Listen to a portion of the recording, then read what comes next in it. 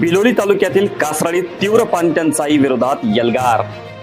ठेकेदारांचे खिसे गरम पण जनतेचे घसे मात्र कोरडेच। कासराळीत पाण्यासाठी महिलांचा ग्रामपंचायतीवर घागर मोर्चा। जलजीवन मिशनचा फोलपणा उघड। कासराळीच्या नागरिकांची भर उन्हात पाण्यासाठी वणवण। काल भर उन्हात हातामध्ये रिकाम्या घागरी घेऊन शेकडो महिलांनी ग्रामपंचायत कार्यालयामध्ये धडक दिली। यावेळी उपस्थित ग्रामविकास अधिकाऱ्यांना महिलांच्या रोषाला सामोरे जावे लागले। योजनांच्या नावाखाली केवळ कागदी घोडे नाचून बिलं उचलली जातात, मग आमच्या वाट्याला फक्त वणवण का, असा परखड सवाल महिलांनी प्रशासनाला विचारला। केवळ पिण्याचे पाणीच नाही तर सांडपाण्याच्या नियोजनाचाही येथे बोजवारा उडाला आहे। उपस्थितांनी दिलेल्या निवेदनानुसार गावात गटारींची व्यवस्था नसल्याने सांडपाणी रस्त्यावर साचत आहे। यामुळे परिसरात दुर्गंधी पसरली असून रोगराई पसरण्याची भीती नागरिकांनी व्यक्त केली आहे।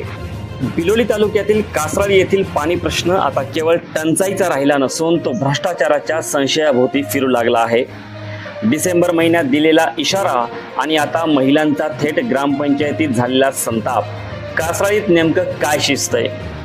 कासराळीच्या वार्ड क्रमांक 1 मधील महिलांनी काल ग्रामपंचायतीवर घागर मोर्चा काढला, पण या आंदोलनाची ठिणगी मात्र 5 महिन्यापूर्वीच पडली होती। डिसेंबर 2025 मध्येच गावातील काही जागरूक प्रतिनिधींनी जिल्हा परिषद नांदेडच्या मुख्य कार्यकारी अधिकाऱ्याकडे गंभीर तक्रार केली होती। जलजीवन मिशन अंतर्गत कासराळीत झालेल्या कामात प्रचंड अनियमितता असल्याचा दावा या लेखी निवेदनात करण्यात आला होता।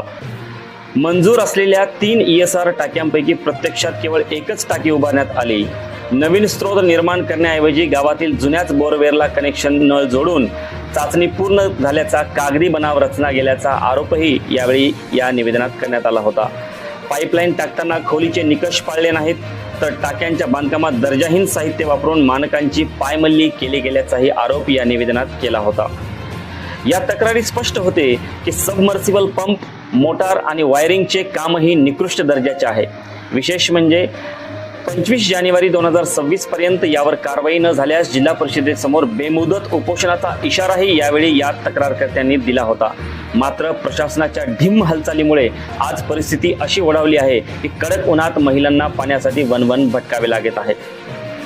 एकीकडे कोट्यावधींची बिले उचलली जात असताना दुसरीकडे मात्र जनतेचा कंठ कोरडा आहे।